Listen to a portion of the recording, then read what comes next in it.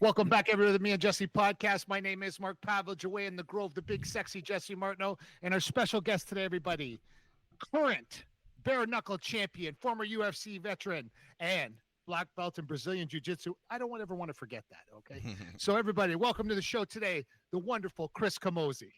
Hey, thank you, guys. No, it's exciting, Mark. It's like I was saying, before we jumped on the air, that it's been forever, When did we first meet? 2008? Yeah, like 2008, 2007-ish, yeah. Yeah. So it's good to talk to you again. Yeah, you fought in the MFC. Yeah.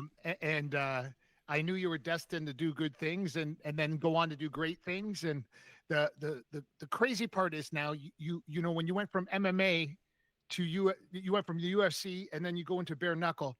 What is the translation to that?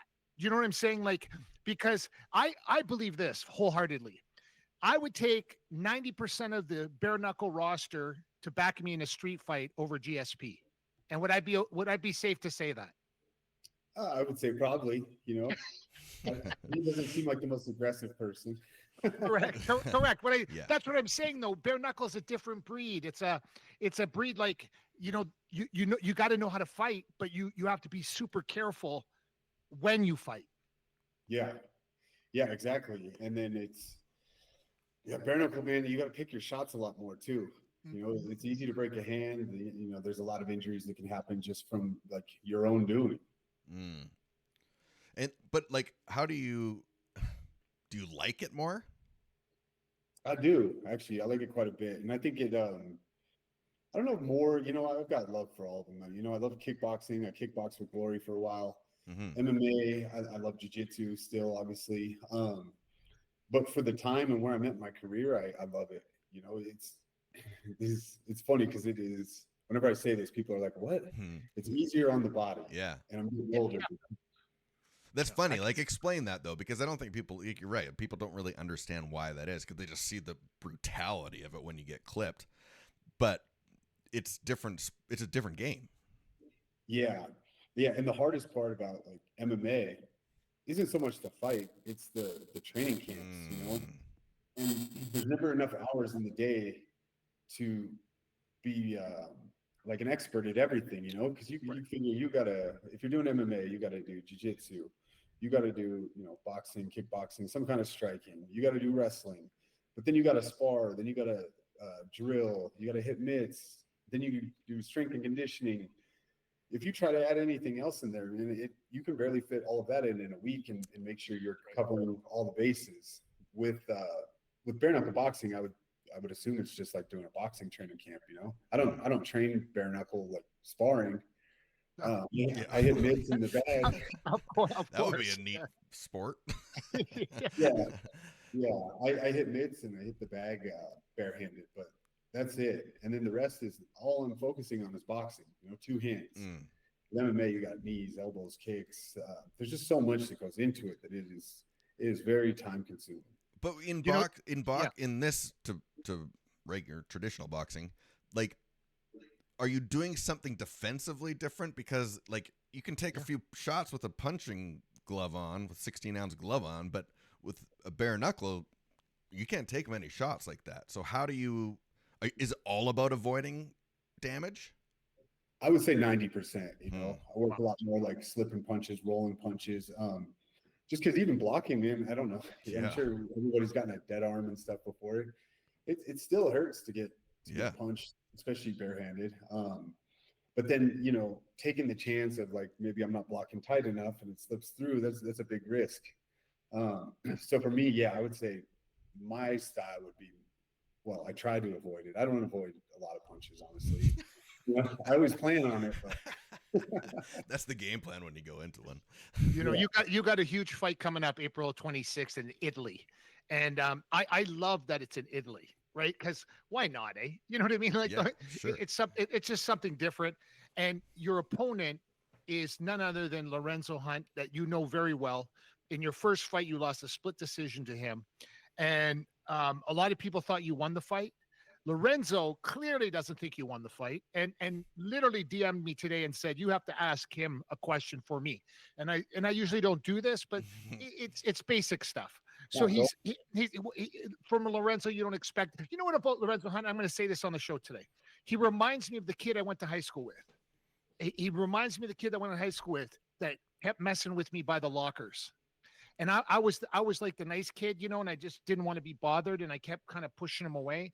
And then finally, I took him out to the park and I whooped his ass in front of 2,000 people. Right. And that's what I'm picturing you with Lorenzo Hunt right now. The same thing. Wow. He's the guy that's going to keep prodding on you until you get back into that, the squared circle, and you do what you know how to do. I think you're going to be the hardest person to take the belt away from now moving forward. I think that you've already bought into like, I am a champion. I do belong here. I do deserve this. And I think that was your hang up in MMA. I think that you got to, once you get to a place and you actually realize in your brain, I deserve this. This is what I deserve. So now that you've got to here, I feel bad for Lorenzo Hunt April 26th. I do. Oh, I wouldn't say feel bad. I mean, I feel like this is probably the only way he has to make money. You know, I don't think there's a lot of options for him out there. Correct. But no, I mean, he's one of those guys. He likes to chirp a lot. He's always talking. He's always got something to say. And you know, God, I'm on 20 years of this sport. You know, at least competing as a professional fighter. So it's nothing new. It doesn't really affect me at all. Are your hands up during the press conference though? Like, are you always aware of how? Because I've seen him do it.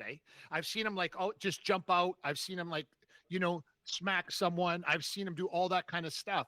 So are you always aware when you're at a press conference with him? Or are you just relaxed? I'm pretty relaxed. You know, what are you gonna do? You know, he likes to throw those cheap shots sometimes. You know, he was respectful in the first face off and all that stuff that we had. You know, at the end of the day, him and I have actually gone out like drinking beers and stuff after we fought and everything, and we've got a rivalry. You know, at the same time, I've got respect for him because this rivalry with him has gotten me paid a lot more money. So I signed a new contract for a lot more money. Yeah. So you know, he's the yin to my yang kind of thing. Absolutely. Right? We can I respect what he's done, but you know, it's my championship now. It's my belt. He lost it for certain reasons, and you know, they're going to give him a shot to earn it back. Do I believe that they should? Not really, because you feel for steroids, everything. They took him out of the rankings. He did part of his suspension. He hasn't completed it, I don't think. Really? And comes right back. So really, what's the repercussions? None. I think the younger guys see that and they're like, okay, I mean, slap on the wrist kind of a thing. Yeah. But at the end of the day, I keep telling myself, like, don't give a shit about any of the extra stuff. Don't care about it. Stay focused on winning. That's all I care about. Right. And then this is it though, right? So when you dust him in April, that's it then. There is no more Lorenzo Hunt. You know, it's other things after that. Or does he get a third shot? Now listen, I guess, you know, say there's another split decision. Yeah. And I would then I might owe him the third one. But I'm not planning on any decision, you know. I'm planning on putting him down, knocking him out. And with that being done, then I don't think there's a reason for a third one. Correct. No. Why did they pick Italy? I don't know. I think it was part of their expansion plan. You know, they've been going to other countries. There's a guy out there, Gabriel, who's running BKFC Italy, who's doing a great job so far. This looks like it's going to be a massive event. I'm leaving Thursday for the press conference out there. In Italy? Yeah. What city's the press conference in? Florence. Oh, nice. Beautiful. Jeez. Beautiful. Are you bringing your girl with you? Are you gonna bring your girl with you? You might as well go for a vacation while you're there. Yeah, she's gonna come with me. You know, fantastic. But yeah, they're putting a ton of promotion behind this, a lot of money. I'm Italian. You know, my grandparents immigrated to the U.S. When they were 18 or so. So they told me, they're like, you're the only UFC or BKFC champion with Italian roots, so it makes sense to have you headline the card here. Oh, that's awesome! Actually, yeah, your last name is Italian. Yeah. It's like it couldn't be anything else but Italian, right? So that's the funny part. You gotta do you speak any Italian? No, but you know what? I want to learn. Why don't you like 20 words? Learn 20, 30 words. At least when you're over there, you know they'll gravitate to you. Start speaking a little Italian, they'll love you. Yeah, no, exactly, and they appreciate it. You know, my UFC career, I traveled all over the place. You know, I was always fighting in other countries. I feel like I fought out of the country more than in the U.S. the country. Yeah. And so everywhere I would go, I would try to learn like some phrases or something, Yeah. and I felt like the people always appreciated it. That's actually something we don't ever ask, do we? Like the travel, because that, like you got to see a big chunk of the world through this sport. Is it? What do you prefer? Do you like fighting at home, or is it fun to go out in different countries and do that? There's a mixture of both. You know, there's a give and a take. Traveling is one of my favorite things to do, like in pastime. You know, so when I'm not in training camp and stuff, I'm usually planning a trip somewhere because I've always wanted to see the whole world. So when I can mix those together, one, I get paid to do it. Yeah. Two, they pay for my trip. Why not? You know, it definitely helps the vacation to come out with a win. Yeah, definitely. Definitely. You're gonna enjoy the next few days. You know, taxes are a little worse in other countries. That's kind of the downside. Those Italians don't pay taxes, don't they anymore? Did they decide as a country at one point? They're like, we're not going to pay taxes. I think they had anymore. to when they were going to go bankrupt. Yeah, they did go bankrupt. Yeah. Italy went bankrupt for a while. Yeah. Really? Well, I hope they still don't, because that'd be great. Yeah, that would be great. So you have to pay taxes when you get paid there. You have to leave money there in the country. Yeah. So really? Like when I fought in Australia, years ago, a few times, they took, I think it was 30%. 33. I remember. I know. Wow. I know. Yeah. When I used to go with Jason McDonald, they used to take 33% off the top, and I'm like, what? 33%? What? And no dinner? Like nothing. Yeah, straight from your check before leaving. Yeah. Off the top. Yeah. Holy moly. And now you're paying your agent X amount of dollars, and then you're paying your trainer, or whatever the case may be. By the time you're done, it's 50% off the top, right? And that's how it works, you know? Yeah. Jeez. When they got punched. Yeah. Oh man. Yeah. So there is a team effort, you know? Yeah. What was the fight do you remember most in the UFC? When you were in the UFC, what's the fight that sticks out in your head? Like as you go down memory lane in your brain and you're sitting around, you go, all of a sudden you're out bow hunting somewhere and it pops into your brain and you go, oh, that fight. As far as like the location? No. The fight that you had. No, not location. Who you fought. Oh, I would say probably Joe Riggs. You know? Riggs, eh? Yeah, that's what I thought. I would think so too. I didn't get punched, 26-second knockout. You know, it was a highlight reel on Fox Sports. Yeah. I got the bonus, so I made a lot of money in 6 seconds. But Riggs on all joking aside, was a badass. Like he was a badass fighter. Oh, and when you did that to him, it was like, oh, wait a second. Now everybody knew who you were. You know what I mean? Because Riggs was legit. Like I don't like. He was that guy that you knew you were gonna fight. He's like that guy that if you were in the alley, he would be the guy. Like he would be that guy. Yeah. And for you to stomp him like that, it was just something. I would figure that would be the fight. Yeah, and it was a cool. You'll understand this story too. So it was a cool like roundabout way for my career because back in MFC when I fought Jesse Forbes, which was my first fight for you, Mark. That's right. I signed with his management company. Actually, they were, they had MTX Audio and all these things. Yeah. So I started getting like paid a salary to train. It was great. Fantastic. And then I started going to Arizona to cross train. At the time, Joe Riggs was training there. So I remember, I'm still fighting on regional shows and stuff like that. And I'm going in the gym being like, man, that's Joe Riggs, and watching him train and watching him just like brawl with people, like the way he fights. Then fast forward to fighting him, I was like, I told him this after too. I was like, man, it was cool. Like I shared the training room with you, and I was like, man, I want to be that guy. And then going to fight him like years and years later. So it was kind of a just cool full circle for me. That's awesome. Yeah, that's cool. Like, I guess that's one of the things that I don't really understand yet, because we were talking about Hunt in the beginning. Like, you're punching dudes in the face, but then you're going out and having beers with them. And again, like so many fans watch and they're like, they don't really know. And then they watch the press conference and people trash talking and stuff. But how many, like the percentage wise, like how many of you guys are friends? Me? I mean, there's some guys that can't be friends, like there's some guys that have a mentality. Give us one name of one guy you don't like. Oh, that I don't. I mean, I don't know. I don't take it personal. You know. Yeah, I know. That they say don't take nothing personal. Yeah. Don't take it and you know what's personal, weird? but you still know what's don't. weird, Chris? In my life, I take everything personal. You know why? Because when people used to say that to me all the time, don't take it so personal. You know, and I'm like, yeah, listen, when you work 18 hours a day at something, I take it personal. That's how I always way to look at look at it, things. yeah. You know, when people go, oh, why are you so upset? Or why are you this or whatever? I'm like, yeah, I do. I'm doing this 18, 19, 20 hours a day. I never seen my kids grow up. Not once. Like my son, now I spend lots of time with him. Now I have a grandson. Now I have, my daughter's grown up now. But literally when I stopped doing MMA, I looked at my daughter and I'm like, oh, who are you? And she's like, oh, I'm your daughter. And I'm like, oh, great. Seriously, like it was nuts. That's how obsessed I was for 16 years doing something. So when people used to say that all the time, like, do you take it personal? Don't take it so personal. I'm like, I understand on some things, right? But I think fighting wise, when you're just fighting an individual by himself, I get that, because you don't need the bad emotion when you're fighting them. You need to be concentrating on what you're going to do. And your fighting style kind of shows that. Yeah. Yeah. I would say what you said, I actually believe, because as far as fighting goes, I don't take it personal, because, we're fighters too. Yeah. We already know we're going to fight. It's a job. Business wise, though, it's a lot harder to not take things Yeah. personally. That's personal what I mean. to me.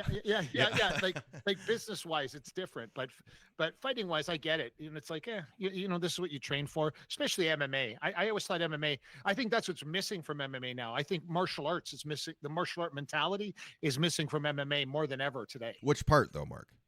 Meaning like it's not like before. It was like it was so respectful. You could, like, if I'm going to fight Chris, we can talk about what we're going to do to each other, whatever the case may be. Now guys are talking about each other's wives. They're talking about all kinds of stuff like that. Have you seen one MMA interview in the last little while where you don't hear 47 F-bombs going off, during that thing? You never see an NHL press conference or NFL press conference with guys dropping F-bombs. You just don't see it. But in MMA, it's almost like normal now. It's like, oh, it's just normal. That's how we talk. And guess what? You want bigger sponsors involved? You want bigger corporate companies involved? Stop talking like that. Watch what happens. Yeah. What do you think about because we've watched a lot of stuff go down recently. There was some insane comments about Hitler and him being a good guy. Nuts. From an MMA fighter. Is it time for a code of conduct policy in some of these? I always thought the UFC had one. They don't. They don't. We have this debate on the show all the time with UFC fighters. They can say whatever they want. Like, you imagine the guy, was it Bryce? What's his name? Bryce. Yeah, he starts talking about Hitler, how he wants to go fishing with him, and literally how he respected his point of view, and he's talking all this other stuff.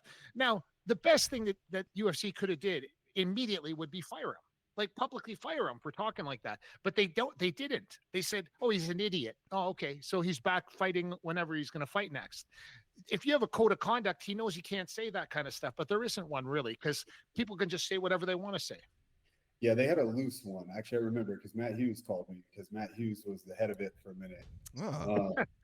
And I didn't even do anything that bad. I was fighting on a UFC Fight for the Troops event, right? Yeah. And so we were in Fort Campbell military base in Kentucky. And so when I went, I had sponsors give me a bunch of like T-shirts and stuff to give the guys. So I brought them, and I'm like handing these guys out, free shirts and stuff. And they, the UFC legal team came over and like chewed me out for giving them stuff that, they wanted them to buy the UFC merchandise. I can't remember, but I got this letter. And it was from the code of conduct, and Matt Hughes called me and he's like, look, man, you can't be doing that stuff, blah, blah, blah. He's like, I agree with you. It's not that big of a deal, but they just have to have this conversation with you. Okay, hold on here, though. You're giving away free things to the troops. Yeah. But someone can go out there and say Hitler's a cool guy and nothing. It's nuts. But you wanting to give away something nice for the people serving the country, nope, not allowed. Yeah. Well, that was a long time ago. Don't matter how long ago it was. I know.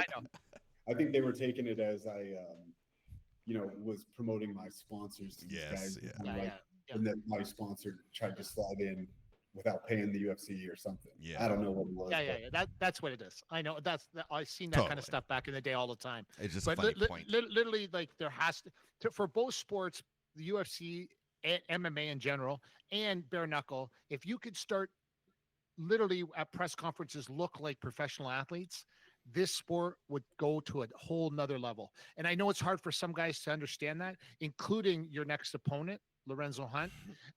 But if they could do that and figure that out, you'll see it's a humongous difference. You know, it's funny, when I owned the MFC, this little small little MMA show in Canada, the funny part was, but it was funny that Mark Cuban flew to Edmonton, Canada to meet me, to make the deal with me. And then all these other broadcasting partners flew here. You know why? I never swore in press conferences ever, not one time in 16 years. And that was my dad and my uncle, these two guys right here, that said, do not treat this like an MMA organization, treat it like a professional sports organization. I said, no one's going to get it if I do that. And they're like, nope, that's it. Treat it like that. I was corporately sponsored from head to toe, from the beginning to the end. So not $1 came out of my pocket because corporate sponsors wanted to be involved, and so on and so on. And then TV deals and all these other things. But it's because, yeah, I could be mad. I was absolutely crazy for those 16 years, but no profanity, no using derogatory comments towards females or gay people or whatever, like they do, you see in the UFC all the time. So what I'm saying is, if bare knuckle adopts that and takes that takes everything to the next level. And it's hard to do, but once you start putting in a code of conduct where it costs people money, trust me, everybody gets in line. And that's like, listen, people can call it whatever they want, freedom of speech or whatever the case may be. I don't care what sport you're in right now, in Major League Baseball, NBA basketball, NHL, all the way through. You cannot talk like that. You just can't. Yeah, and like you mentioned it on the flip side, actually, because you know there is a line, right? Mm-hmm. Yeah. There's a certain line you can go to, Correct, and still be able to get, you know, big, high value sponsors. So Yeah. I've always done a good job with sponsorships. I've always made really good money. But that's, once you start crossing that line, like those bigger companies won't touch you because it's too risky. a big red flag for them, you know. Chris, why is there never been, the UFC's worth $3 billion, $4 billion? Why has there never been a Nike swoosh in the middle of the Octagon? Why has there never been, like, you know, Burger King, but involved, like fully involved, like these kind of companies involved in these sports? It's because they don't want to hear the owner of the organization calling everybody the C word, you know, or calling this person that, or what. It's nuts. It's like you're watching it and you're like, is this actually happening? Listen, I have no problem with Dana whatsoever, but the second you smack out your wife and kick her when she's on the ground and it's on video, you no longer have a job with this organization. You're out. You're like, you understand how bananas it is. Like, you're watching this and you're like, how is this even possible? But that's what I'm saying. The guy that owns bare knuckle, he's a little bit more professional than actually Dana is. He doesn't really go off and start, you know, F-bombing everywhere. And you know what I mean? He seems like he's got his brain a little more functional when it goes to corporate America. Yeah. And I think, you know, some of these guys will catch on to that, because there's a great thing about being able to, like, if you conduct yourself well, but then also go out there and knock people out, there's big companies that will want to pay you. Correct. Yes. Correct. You're handling your business like a professional, but then also you're competing like a savage, you know. There's a lot of money to be made for guys that can, like, keep that line. That's super attractive. You know, that look of being a killer in the ring, and then outside of that, you act like a professional. And like I said, I don't see a lot of it in bare knuckle, and I don't see a lot of it in UFC. Meaning, like, I do see there is an element of guys that do it in the UFC, and there's an element of guys doing bare knuckle. But when the entire company understands that the company's here and we need to elevate ourselves along, like NFL does, like NBA does, like NHL does, the money will be raining from the ceiling. Yeah, and I think, you know, like you said, David Feldman, the owner of BKFC, he does a good job of it, because that's also what it took to get this sport legalized. Yeah. If he was just going off all over the place, like, he had to jump through a lot of hoops, from my understanding, to get it legalized. For sure. Done a good job of doing it. And going back to this Italy card, you know, they told me, like, this press conference, he said, I want it to be very, like, high end. I want everybody to be dressed up. He's like, I don't want any kind of, like, antics because he's like, this is new to the Italian fan base. Yeah, And exactly. like, I don't want to show them that it's just some bar brawling maniacs. It's like, I want it to be like the, they're soccer players and stuff where they show up and then they get the job done. Yeah. I think that's really smart, especially in that European market where, they're used to watching soccer players or F1 drivers, and they're all got tons of money and look really pro. And I think it's smart. Yeah, they make a fortune. Yeah, but same thing. You see the guys in the NHL here in Canada. Yeah, they do. Look like they look like they stepped out of GQ magazine when they go to a game. Every player. Well, most teams have a tie rule. Like you have to wear a tie when you're walking in. Yeah, I'm not saying to wear a tie. I'm just saying is the mentality of it. These are kids that grew up in Podunk, Canada, but now they're making $5, $6, $7, $8, $9, $10 million a year, and they finally figured out to themselves, hey, I'm going to get a tailored suit. I'm going to get 10 of them, but I'm going to look the role when I go somewhere. I'm going to look like I am the champ. Before I am the champ, and then when I am the champ, I'm going to look like a champ, and I'm going to let everybody know that I am you're going to just know that I'm the champ when I come walking in. End of story. That's how it's going to go. And guess what that does? That gets the mentality of everybody around you going, oh, Chris, we need to speak with you over here. Chris, can you come over here with us? And that's what's going to happen. And unfortunately, Lorenzo Hunt, most people are not going to hand him money. I think he'd be surprised. I think really. He puts on good performances, but he's got. He does. Now, could you imagine if he could curtail that back and reel that in the other side, right? When he's picking up podiums and throwing them at people, and he's F-bombing everybody and F this and F that, and when you get past that and you understand that there's this big bag of money waiting for you, trust me, the last thing you're going to think about is dropping 47 F-bombs during a press conference. I will throw in a counter though, because don't we need heels? Yes, we do. We need heels, but we need real heels. Like Shale was. Shale was the perfect heel. Never once said the F word. Never once was swearing. Never once. No, he was just intelligent of how he did it. You know what I mean? Even Connor. Connor wasn't dropping F-bombs back in the day. He was just more intelligent than other people using one-liners and two-liners and, like throwing them around. People are using them today even. Yeah. Yeah, even, take Floyd Mayweather. Mm-hmm. Yeah. That guy, you think Hublot is going to be sponsoring him if, he has all this other stuff. He knows how to, he speaks it well. He just doesn't keep the line, He'll talk the shit. He'll be very confident, all of that, but he's not talking about people's families and stuff. Correct. And that to me is a foul ball. When you start talking about people's wives and stuff, I'm going to baseball bat you over the head. You know what I mean? Like for real. Like, no, that's not joking stuff. Just deal with me directly. Talk to me directly. I talk to you directly, and we'll do it that way. But I'm not doing talking about people's wives and things like that. It's, to me, that's a foul ball. Yeah. I've always felt like I don't go there either because you think my mom or my family loves that I do this, they support me, but they're not choosing for me to do it. So it's kind of correct. Make it a little and I easier. feel like that about my opponent's family and stuff too. They didn't choose this life and they're not part of it. So I always leave them out because I think that that's just unfair to them. Plus, they don't even get the platform to respond. Yeah, that's a good point too. What are you gonna do after, Chris? What's your kind of game plan? Like, in your brain, do you have I got 5 more fights in me, 6 more fights in me, then I'm gonna bounce and I'm gonna do this next after this. Well, you're a mortgage broker too, right? Yes, real estate. Real estate. Yeah, commercial real estate. Yeah, and then we'll go from there. I've always wanted to kind of start my own promotion, just nothing crazy, not like, oh, I'm going to compete with the UFC, but a regional promotion, something like that, just to stay a part of it and kind of give back. But for me, commercial real estate is, I still do it full time. My last fight when I won the title, I closed 2 deals at weigh-ins. That's got to be awesome. That's got to be awesome, eh? Yeah, I was like, shit, I just got paid well. What was it that got you into this? Because a lot of guys don't think about that. They think about, being a champion early and never worry about after the sport they're doing.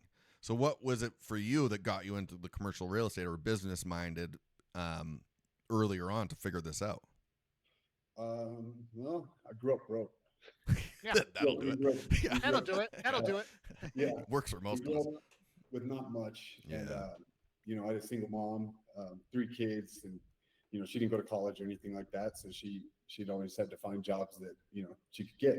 And ever since then, I was like, man, I would never go back. So even though making good money, in the UFC, and now I've always done other things. Like I own my own business, retail business and stuff for a while. I've just always had something else, because with fighting too, you only get paid when you fight. Yeah. We don't get salaries. So you never know. I could blow my knee out. I could slip on ice in the winter. That's right. Yeah. Break something, and then I'm out a year. I saw a lot of guys in the UFC that were, top 10 guys that would have ACL surgery. And there was one guy specifically I'm thinking of. He had to start bartending because he was out for a year and a half, and he was in the top 10. Yeah. Yeah. Chris, we have it in Edmonton, Alberta, Canada, and I don't want to embarrass any guys because I really like them, but we got multiple guys that have normal jobs now that fought in the UFC and won bonuses in the UFC, and people know who they are, and they're working like normal jobs now, like legitimate. And I've always struggled with that. I've always thought that, there should have been some form of pension thing going on with the UFC for guys that, like in every other sport. My dad's 91 years old. My dad was a referee in the NHL. He makes more money now than when he was in the NHL. They're sending him checks at 91 years old, pension checks from the NHL, still to this day. He goes, Mark, I don't even know I don't spend any money. He just gives it away out to all of us, because he's like, I just get these checks that keep coming in. The moral of the story is I thought that UFC should have something like that, because we're going to hear really crappy stories in 10 years from now about a lot of fighters that don't have anything. Oh yeah, I mean, I've already heard him. I know. Yeah. Just like you. Yeah. It's kind of a dead end road. There's very few that get to retire and then be done. Yeah, you're right. Would you say like it's less than 40, 50 guys probably in the world that retire, like that retired and have the money, and you think it's like that small of a number? Yeah, and don't do anything else, and don't yeah, correct. Oh God, I would say it's less, maybe 10 to 15, maybe. Yeah. Really? See, that's because even Rampage Jackson's still working. Like he's doing movies, but like, that guy made a ton of money. Yeah, I mean, he still likes to do it, but still, it's you'd have to make a lot of money to not do anything, because you're retiring by 40. That's right. You're too young still, right? It's like you gotta live another 40 years. Yeah, Stipe Miocic, is a full-time firefighter. Partly because he loves it. He said he would never leave that job, but that's right. I've known him a really long time. But that guy, he works a full-time job outside of camp, and then wow. Yeah, but that's a different story, because he chose to do that, and he does have a lot of money, but he chose to be a fireman, right? I'm talking about the ones that didn't choose it. Oh yeah. Yeah. They just have to find whatever they can do. Yeah. Correct. Yeah. And there's a lot of them, like in our area, there's a lot, and it's so crappy. Like to see them, and you remember in UFC 158, this guy won the bonus or whatever, and he's like just schlepping now, and it's like terrible. It's like I wish there was a pension for them. You know what I mean? Because I don't know, because when you're always bragging you're worth so much money, and you're so big, and you're so big, and you're so big, take care of people. Yeah, definitely. Because it is a sad. Like I said, I've seen it with some friends and everything. It's sad. Yeah, correct. Especially because you basically come close to ruining your body chasing that dream too. You beat up, you're this, that, and then you're working at a car wash or something. It's crazy. Correct. And that's really crappy to see. Mentally right now, when you get ready for a fight, is it different getting ready for a bare knuckle fight than it is an MMA fight mentally? No, I don't think so. No? I mean, for me, I kind of get ready, whether, when I was playing rugby or football or anything, like winning is winning, you focus on winning. How you get there is all kind of the same, it just becomes, you have to become an addict. So once I'm in training camp, and that is all I think about. I don't want to go out. I don't want to do this. I don't want to do that. I get pretty reclusive actually, because one, you're tired. So focusing on recovery and all of that. And then two, you just like, I don't know. I do get like a little bit more like aggressive, like you don't want to deal with bullshit and drama and be out in crowds and stuff, like, because you're in the gym all week long. So like quiet, just relaxing at home is probably the best thing I could think of anyway. Yeah, I guess you don't want to go out into the public all fired up. Yeah, you can, but it doesn't usually go good. Yeah. No. No. It goes back to our code of conduct policy. What do you see yourself doing in 10, like for the next 10 years then? Oh, I mean, I would say, yeah, the commercial real estate. That's another thing I didn't even add in is the fact that I'm still fighting. So they're overlapped. It actually works to my benefit a lot of times because after I won the belt and stuff, I started getting emails from like other brokers in town or business owners and stuff, and they're like, Wow, are you the same guy? Like, and so a lot of people find it actually really cool. I deal in mostly like industrial, so you're talking blue collar dudes that are probably the best. BKFC, the UFC, Your knockout to win though was incredible. You killed him. Like you literally, I thought he was dead. Oh, you know what I mean? Like when you put him out, Like it was awesome. It was awesome. Yeah, I couldn't have planned it any better, honestly. Yeah. Didn't hurt my hand, nothing. There was no soreness. I don't even know. I don't think I got hit. If I did, I didn't feel it. I need more of those. I need another one of those. Yeah. I'm sure those are the good ones. And closing commercial deals during weigh-ins. That's the best. 2 of them. That's the best. That's triple. That's called triple dipping, everybody, just in case you didn't know. Yeah. I know the landlord that I represent on it was like, are you serious? You're doing this right now? You should be focusing on your fight. You have a world title fight. And I'm like, I know, but focusing on winning, right? That's a win. Yeah. Correct. Yeah. Can we say this? You being in Denver, me being a Raiders fan, Jesse being a Seattle fan, how great it was last night that the KC got murdered. Oh, I know. Wasn't it fantastic? No, wasn't it fantastic? Being in Denver, me being a Raider fan, and literally seeing KC get dismantled that way yesterday, that was so joyful to me. Yeah, me too. Because Kansas City has become, like it or not, like a dynasty of football. The Patriots, not yet, the new not Patriots. Yet, no, not they're yet. They're there. They were almost to the point of like no return, but now it's like there's been other teams that have won 2 in a row. Yes, there has Steelers. Yeah. Oh, that's right. So you got, you know what I'm saying? Like it's like no, they're a dynasty, but so are others. If they would have knocked out the third one, we wouldn't have heard the end. That's it. They would have been talking like Brady was a dog. He was nothing. You know what I mean? So I'm pretty sure Brady was happy yesterday when he was doing the game. Actually. He had to be happy because he's like, no, man, I'm still the GOAT, Yeah, and what I loved was Philly, no matter how many points they were putting up, was still going for it. They were not stopping. You have to.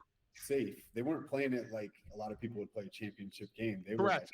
I think they had the mentality of like, let's shove everything down their throat. Yes.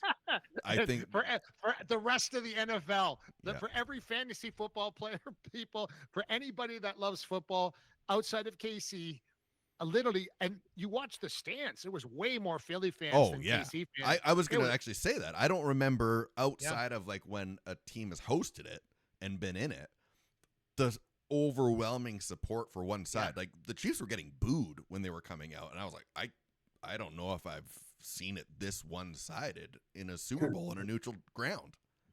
Did you see Taylor Swift come out? They booed the shit out of her. And then when Trump walked out, they went mental. It was hilarious. I'm like, what's the world coming back to normal here now all of a sudden, eh? Because it's like, yeah, Taylor Swift should get booed and go into a football game, period. Yeah. I was trashing the Swifties. My daughter-in-law is wearing a KC jersey. She's a beautiful girl. I love her. She just gave me my first grandchild. She's the best. Until she's wearing a KC jersey now, man. It's insane. And I told her, if my grandchild ever puts on a KC jersey, we're going to have a huge problem. I'm going to take her to court. I am going to take her to court if she puts a KC jersey on that kid, because the kid's never going to have a KC jersey on. It's like, it's the worst. Or a Cowboy jersey. Like, come on, man. Your Denver team looks good now. You guys are going to be trouble. They're getting there. Yeah, I like Bo Nix is legit. Yeah, he's going to be the next big thing, I think. I agree. I think he's fantastic. I think we all figured out now that you need a quarterback to play in the NFL, and which my Raiders do not. But hey, my guy Max Crosby's one of the owners now of your thing. Yeah, I saw that. Have you met him yet? No, I haven't. Oh, he's the shit. Do you get to go to many games? What'd you say? Did you get to go to many games, Broncos? Yeah, I go to quite a few. I've had over the years, I've been friends with quite a few of the players and stuff, and a lot of them like to cross train, outside the season. So Awesome. yeah, I used to hold mitts for Von Miller and like Derek Wolves and all those guys, and because they like boxing and hitting mitts like it's handwork. A lot of the linemen too, like the offensive linemen, because if you think about like That's right. They like boxing and they feel like it makes their hands quicker, hand-eye coordination stuff, which cool. I think they're spot on, honestly. Yeah, that does make sense actually, because you're like you're hand fighting right off the top. You're trying to get around that stuff. That's pretty cool actually. Have you ever thought about like, do you like training people? Do you like teaching? I do. Yeah, I used to run some gyms and everything. This might sound bad. Well, it doesn't sound bad, but there's one thing about, I'm sure you guys will appreciate this, is the goal in life is always to make money without having to be there. Yeah. Yes. So that you can enjoy your life and you're not just on the rat reel. Yes. Tied to it. Going in circles. And I used to want to open my own gyms and stuff, and it's still a potential down the road, but I'd like to have plenty of money to where I'm not living on that, so that I could hire people to run it. Correct. And then I can teach when I want, but I'm not required to be there every day, 6 days a week. You know what happens, so Chris, in that scenario, when people join your gym and it's your gym, they want you. They don't want the flunky. They don't want the guy. They want you. And when I had my gym back in the day, and literally we had like almost 400 members at it. It was the same thing. It was crazy. And that was back in the day. We were charging so much money. That was when, the MFC was at its peak. And, I had Jason McDonald in UFC and Victor Valmaki in the UFC and all these guys in the UFC. And all of a sudden I'm like, I'm going to open a gym and charge a bunch of money. And people started coming to the gym. Problem is, if this person wasn't teaching the class, people wouldn't come back the next day, or they would call in to see who's teaching the class. And if Chris Camozzi opens a gym, the people are going to want Chris Camozzi to teach them. Yeah, that's why I kind of veered off that, it makes sense, idea of life, because I enjoy it. I was like, man, I'll get to be in the gym every day, which is great. And then, the more my schedule filled up with training people and stuff, I was like, man, I can never go on like vacation or travel like I was. Like, get up and go. And you gotta be selfish with your time. I think so too. I think that's an important part. Like, how do you enjoy winning if you don't have time to enjoy winning? Yeah. You know what I mean? Like, so many people do that. They like take a win and then they're right back at something else. And you kind of miss it. To me, like, wins are they should be celebrated, I think. Yeah, absolutely. That was one thing I thought about my UFC career, is I never used to like really celebrate the wins. I would fight. I would usually get back home, say Monday. And Monday I was texting Joe Silva or emailing whoever and being like, hey, when can I fight again? And just always thinking of like, what's next, rather than just like, all right, enjoy this. Yeah. And you lose a lot doing that, I think so too. Yeah. Time and like enjoyment of things. It's a hard thing though for sometimes too, because you know that you have a goal in mind too, so you want to keep moving that goal forward. But just pausing for a second and appreciating what just happened, I think probably, you take that break, it might help even more, I think, to get you to the goal you want to get to.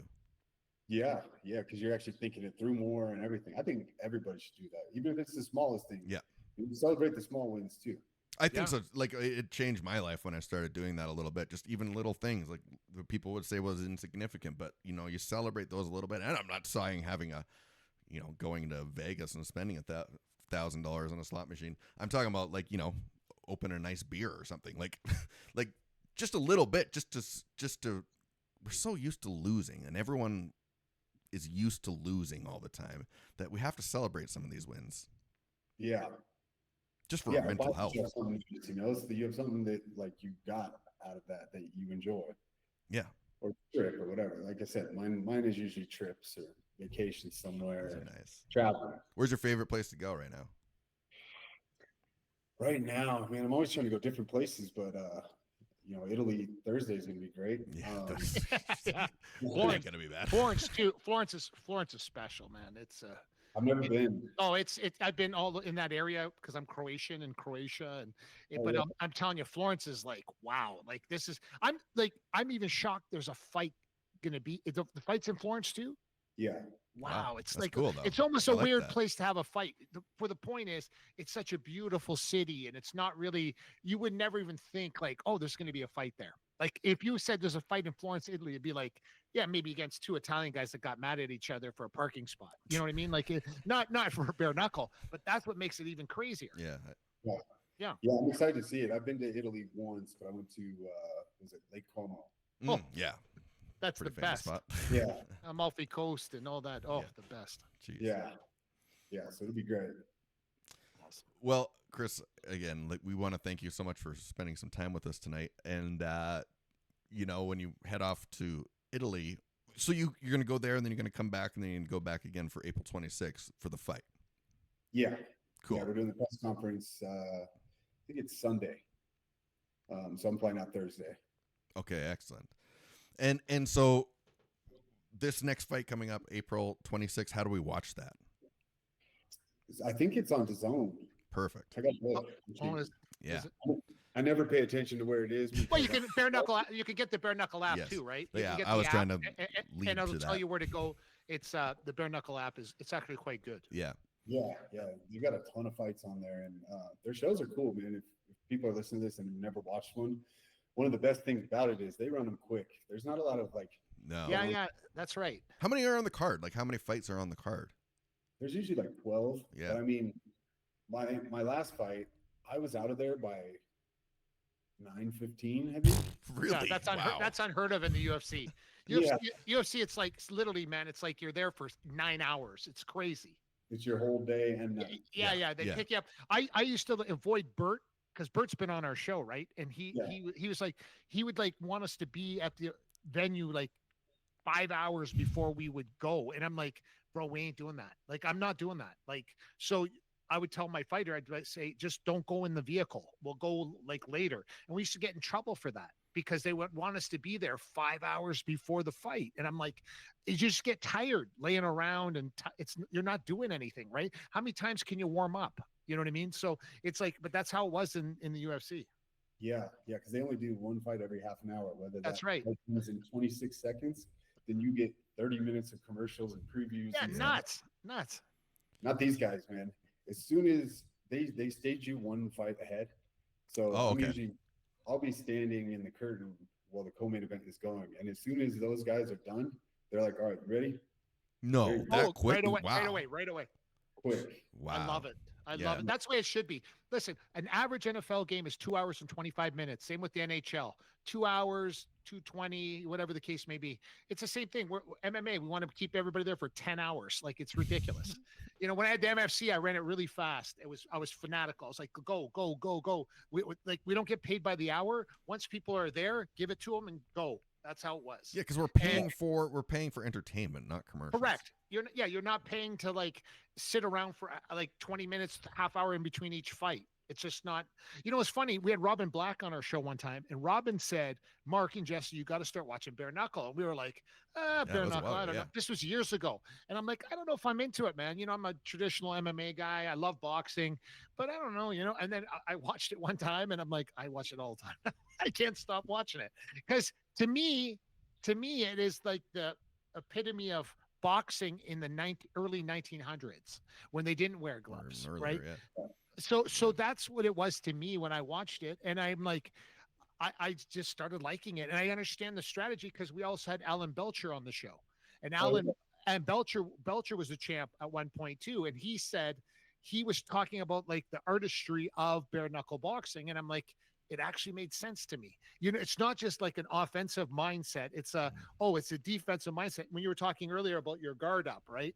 It's like, yeah, if you don't have your guard the right way. Like if you have just a normal boxing guard, you could slip through that with a bare fist. You know, it's not like you have a boxing glove on. So it's a really lot of thinking going on during it. And you can kind of see with you got like yourself and the better guys in bare knuckle, you can really see that it's a way more complex sport than I initially thought. Yeah, there is a lot more to it. You know, it's a cool sport though. You guys are Canadian, so have you seen Ice Wars? Yeah, with the hockey thing. Yeah, Oh yeah, Yeah. it's just fights on skates. yeah, Yeah, it's totally. it's Yeah, it's nuts. yeah. We're just but- doing hockey fights. Yeah, it's like we can see that in the NHL, but now they're doing it actually with like they're putting MMA gloves on the guys on the ice. Yeah, and I think they're going to be going barehanded. Oh Is that wow. right? Are the you? word. Can you skate? Me? No. So It's a problem. Yeah, Scott. I don't know if you guys remember Scott Parker, I do. the sheriff. Yeah. Yeah, so a really good friend of mine. He lives out here too, and he invited me. What last year? He has all these NHL guys fly in, and they play a pond hockey game. Oh up in wow. Yeah, so it'll be. I don't know. There was 70, I think, that came out. I forget how many teams they wow. had playing. Jeez. Wow. But he was like, "Yeah, come play on my team." And I was like, "Oh, Scott, I can kind of skate like Bambi, you know." And he was like, "Oh, just come 2 hours early. I'll teach you how to skate." I was like, "I don't think 2 Sorry. hours." early. Crash course, man. No, it takes longer. No, and they're actually like fighting and stuff. They have fun with it. But you know those like, he's an old school enforcer. He's out there boxing his buddies like on the ice. Like Yeah, actually that's normal. Those guys are weird. They're a weird breed. Like the whole old school fighting guys. Like The I grew up with enforcers, I grew up with the two toughest guys in NHL history, Ty Domi and Bobby Probert. And Yeah. Bobby, I knew Bobby. I have a great story about Bobby Probert. I can't tell on air, but it's a very funny story. And like I'm lucky. Like it ended up with me being in a towel, and a girl was involved. This is pre-marriage, and He's telling it. he showed up at the front door, and I was like, oh, and he's like, hey Mark, what are you doing here? And I'm like, what are you doing here? And true story. It's but Bobby Probert, I seen him fight a friend of mine in high school, and he almost killed him. And then when I saw him in the NHL, he killed He was everybody. scary. Like he was just a scary guy, and he's passed away, but he was a great dude, and but man, could he fight? Like there was something wrong with him. Like when he fights, like he didn't fight like normal. Like he was just like a vicious dude. Yeah, Parker's got some stories about him. He's like, man, I bet, yeah. because they were friends after getting out of the league. Yeah, they always are. Yeah. It's bananas. Like him and Domi were friends. They fought 20 times. Yeah. They told me they were all friends after, and it's like they literally grew up. Bobby Probert grew up literally 3 blocks away from where I did in Windsor, Ontario. Oh, no way. That's And my cool. parents, my 91-year-old dad and 84-year-old mother still live there today. Oh, wow. Yeah, it's nuts. That's really cool. Nuts. Yeah. Well, Chris, hey, thanks again for joining us on the day after the Super Bowl. I'm a little foggy, to be honest. But yeah, thanks so much. That should be. Don't we all agree that should be a day off? It like should if you're Why if you're a isn't guy if you're working 9 to 5, if you're whatever, listen, people that don't even like football watch the Super Bowl. It should be a holiday in Canada and the United States. Literally, I always thought that was the stupidest thing. You want people to go to work after the Super Bowl? That's ridiculous. Yeah, you're not going to get the best effort out of it. You are No. not. It's the most called You are in sick day of the year, apparently. Oh yeah, I would think so.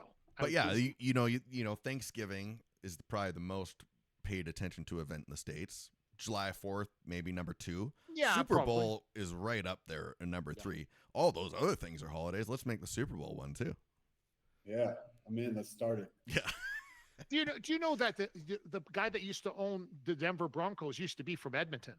Yeah. Oh, really? Bowling? Oh, Bowen, yeah, he used to be from Edmonton, and the girls used to go to school with my son. And one day, the girl in school stands up, and they're like, "Oh, what does your dad do?" And he's like, "Oh, he owns the Denver Broncos." And my son came home and said, "Dad, the girl at my school, her parents own the Denver Broncos." I'm like, "Are you sure? That sounds really weird." And then I looked it up, and it was true.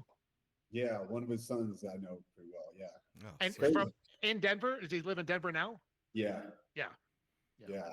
That's crazy. Small world. It is small. Yeah. And it's like our cities are very similar. Like most people would say, if there was a city to match like Edmonton in the United States, would probably Denver, Colorado, people said. Yeah, I agree with that. Yeah. And our hockey teams are very competitive with each other. Oh, yeah. Yeah, right now. Like extremely competitive. Yeah. Yeah. That's always the problem with both teams. Like it's like whichever one gets through has a good chance to win the Stanley Cup. Yeah. Yeah. I see it. Well, it's day after the Super Bowl. Everything's There's a delay in Jesse's brain. Listen, this guy's he's usually like this, like bang, bang, bang, bang. Today he's like, there's just like a click off, and it's like, what's going on, buddy, over there? But there's no days off with the Me and Jesse podcast because we're not going to take the call and I don't feel very good, Nah, none of that shit here. None of that. I love it. Yeah. None of that shit. No way. No way, baby. We keep it rolling. Love it. Well, thanks so much again. We'll thanks for joining us, and good luck on your trip. Enjoy Italy, and then obviously on April 26th, we'll be sure to tune in and watch that one as you smash Hunt. We will be tuning in. This episode will be seen a gazillion times by the time we're done, and we're going to tag your buddy in, Lorenzo Hunt, for sure, because he felt a need to let us know, like, hey, Camozzi, how hard does he hit, and do you remember? That was his question today. And I thought, out of all the questions to ask, why didn't you ask something more, Not the hardest I've ever been hit. Yeah, no. There it is. Okay. He has this whole narrative about how I went to the hospital after all this stuff. Yeah. I left at 3 a.m. and I was in a wedding the next day. I didn't go to the hospital. Is that right? Is that right? He actually came out and drank beers with me afterwards, so he knows I wasn't in the hospital. But There you go. Listen, I hope you both make a ton of money. I hope you, and still, and we'll be tuning in 1000% on April 26th. Safe travel with you and your girl out to Italy, and enjoy yourselves. Awesome. Thank you, guys. I'll talk to you soon. All Thanks, right, buddy. bye. Have a good night. So much. See you, buddy. Man, it's Chris Camozzi, everybody. Bare-knuckle world champion, former UFC fighter, black belt in Brazilian jiu-jitsu. Yeah. Listen, all-around good guy. I'm so glad he fought in the MFC back in the day for me, and he was just a good guy. Like you have those guys that are just good guys. He's a good guy. True. Well, again, great day after the Super Bowl. It's a good feeling waking up and knowing that Mahomes is crying. Yeah, And- you know what's crazy? I woke up today and I thought it was a dream. Yeah. Because the way they got beat down so badly, devastating. it was like, and Mahomes didn't look like Mahomes the whole time. Oh, From the first possession, and then I thought it was going to happen. I thought, here we go again. The one play where they called offensive pass interference at the very beginning of the game, and I was like, these scoundrel referees in the NFL. I'm like, I'm tweeting it out. I'm tweeting it out to the commissioner. I'm like, you dirty rat. And literally, they didn't even pay attention to that. They just went forward and they didn't stop. Yep. They had their foot on the neck and they just kept pressing the entire time. They kept the same thing, the same pressure. The defense played amazing. Chiefs had no answers. None. Literally, they scored a few points at the end there, KC, and you have to understand there was 2.5 minutes left when they were already throwing Gatorade on the coach. Yeah. It was like 3 minutes left or so, 3.5 minutes left. And I was like, whoa, that was an early one. But yeah, Gatorade shower was coming, and then they just basically took their foot off the gas, and KC scored a touchdown or whatever they got, and that's what made it closer. But trust me, this game wasn't even remotely close. It was over and, at half. And I'm so glad. Like, I'm elated. The Swifties, if you pay attention to my Instagram at Mark Pavlich, I was trashing you all day long, and it was working out great for me because I went all in. I was like, I'm going all in, and I'm going to talk trash prior, which I never do. And I did it, and it worked. And it worked. Yes, that's and a good I was feeling. and I was like, I love to see when she got to the arena and they're booing her, and it's like, you know what? You guys got to feel the pain. You want to be Swifties? I'm okay with you. But one thing I want to do now is I want you to feel the pain that we all feel in the NFL, and you got to understand. And we'll see how long you guys are Swifties for when you start feeling this pain of losing, like we all do every year. It's true. Yeah, it's true. You got to feel the pain. If you don't feel the pain, you don't know what it's like. But they just feel, oh, we're winning all the time. Yeah. KC, we're winning all the time. No, you ain't now. Yeah. And I'm telling you, this same team can't win next year. No. This team that you saw, they struggled against the Raiders both games. They struggled against Denver. They struggled. They were They squeaking have no one games to out. run and no one to catch. Well, there you go. Yeah. So literally, there's something not right there. And yes, they had a great season. They had a bunch of wins. They had this and that. But I don't know, man. I think Philly's going to be just as dangerous next year. And then I think scary. Buffalo's going to be seriously dangerous next year. Yep. And I think, and Baltimore is going to be serious next. So you have these 4 or 5 teams now that I don't know if KC is going to be what everybody thinks they're going to be next year. You know? Yeah. You making it back? I don't know. That might be it for a little while. What about Travis Kelce? Did he even play? Like you were looking in the game, you're like, did this guy even hit the field? Sheet, like he had 1 catch or something, I think. It was terrible. Yeah. Like little, and you know what's funny? No one feels bad for KC because their arrogance and their literally the way they act all the time. It just comes back to bounce and hit them in the face. Look at Philly. They just won, and already they're 10 times better to deal with. Mm-hmm. They're appreciative winning. They're happy, and you know, all in all, they don't win much there. Yeah, that's right. So I guess you just become grateful, you know.